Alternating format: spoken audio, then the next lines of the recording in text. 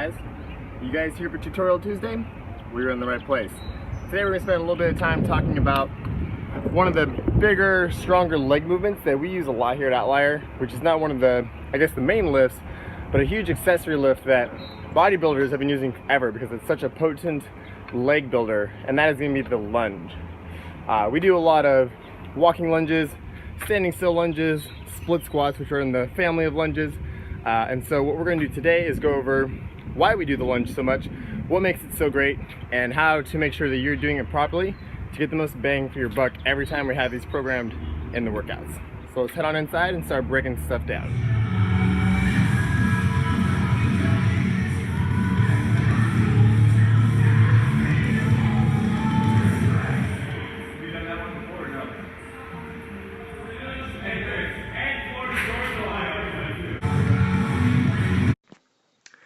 Hey everyone, Paul here. So we said we're going to talk about lunges today, so let's go ahead and get into what some good sets of lunges look like, and in doing so we'll kind of learn about why we program lunges so much and how we want to see you execute them.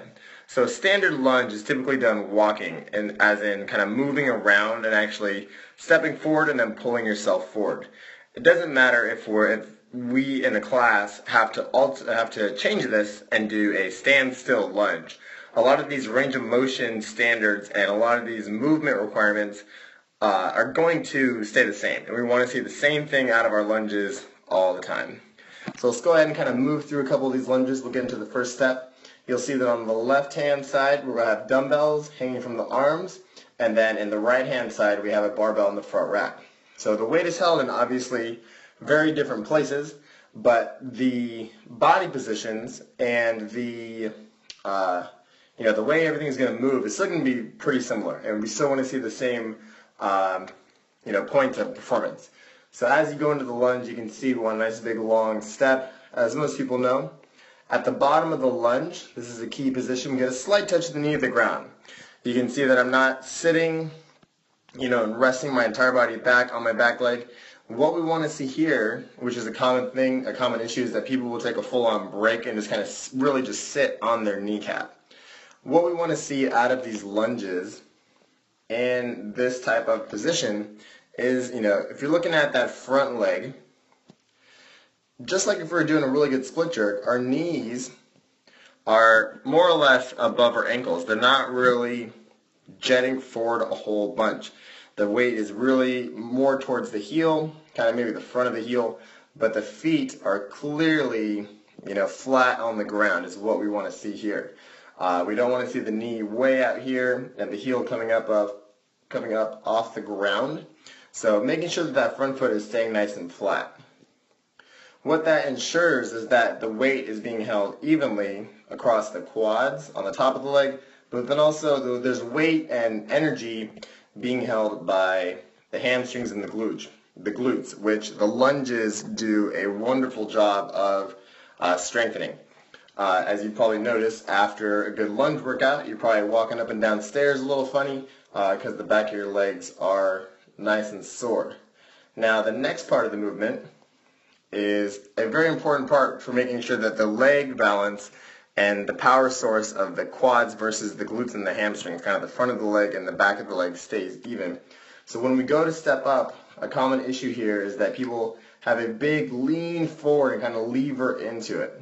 As we step up, we want to make sure the chest is staying nice and upright, and you're not levering back and forth and swaying back and forth with the chest. We want to go through these steps, getting a strong step forward, keeping our torso as upright as possible. So here's the other leg, and you can see the same thing.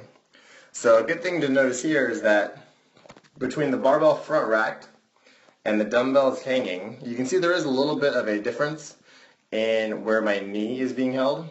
You can see that here it's a little bit more forefoot, a little more midfoot, whereas the knee on this side is boom right above. And that's just due to balancing with that barbell in the front rack. But you can see that the angle of the chest is still pretty upright in both of them. With the dumbbells, I'm able to lean forward, but I'm not, leaning over like I'm doing a deadlift. I'm trying to keep the chest as vertical as possible to make sure that the glutes and the quads and everything are working together.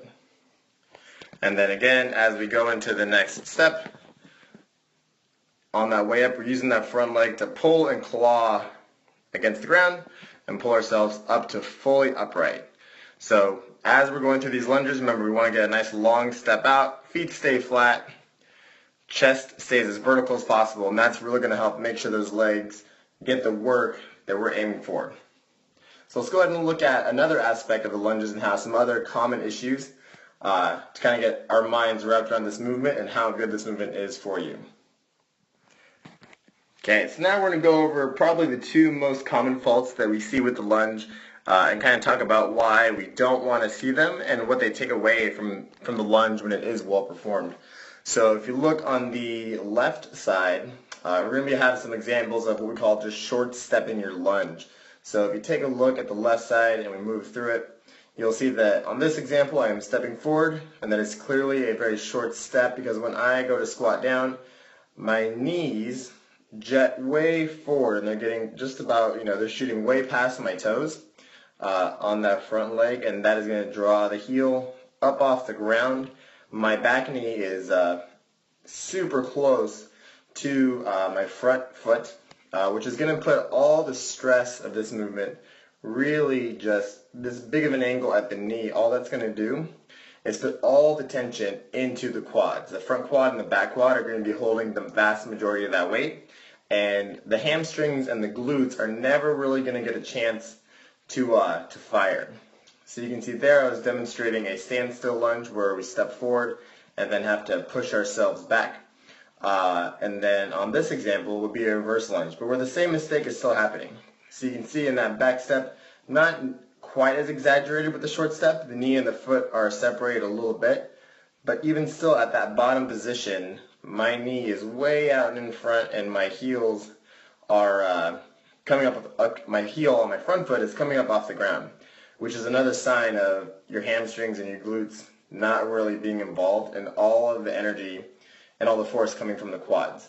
And just like we talk about with our squats, we want our legs to be nice and balanced. So we want our glutes, hamstrings, quads, inner thighs, outer glutes, all working together. And short stepping your lunges really takes away from the glute and the hamstring and inner thigh activation and makes it like a really almost a fancy looking quad isolation exercise. So now let's go ahead and look at the right side, where now we're going to go over the common fault, which is what we call walking on the tightrope, where you'll step forward or step back, but your feet come across the midline, and you can see even myself I kind of get out of balance because I'm not quite used to stepping that way. But you can see it's like we're walking on a tightrope. Our balance point becomes really like a straight line rather than maintaining a wide stance as if we were still in a squat. That's going to take the inner thighs and out of the equation and put a lot of the tension to the outside of the knee, outside of the IT bands. So if you're someone that has, some knee issues, really narrow stance lunges there really can aggravate that. So we want to make sure that we're getting a nice wide stance.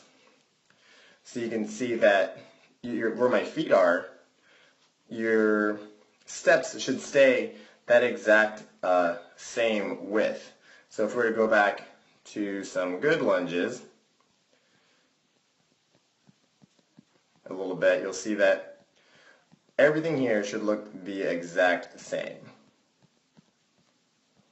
So that is right there is what a good lunge should look like. You can see that when I step back, my original starting position for my legs is there and there more or less.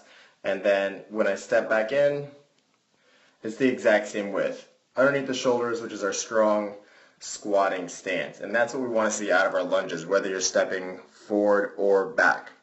When it comes to deciding whether to step forward or back, I normally tell people to step back because just like I mentioned before, it's going to be a much stronger leg building exercise. If you're someone that has some sort of a specific knee issue and stepping back bothers your leg or bothers your knee, then obviously go with the movement that gives you less trouble. But if you have healthy legs and you're looking to get stronger or more balanced legs for our programming, I always opt for the step back. Even though if you're not used to it, it may seem harder. It'll have better endurance and in the long term offer better results. Thanks for stopping by for Tutorial Tuesday. I hope you learned some stuff about some movement that you'll be able to take into your next workouts. See you guys again next week.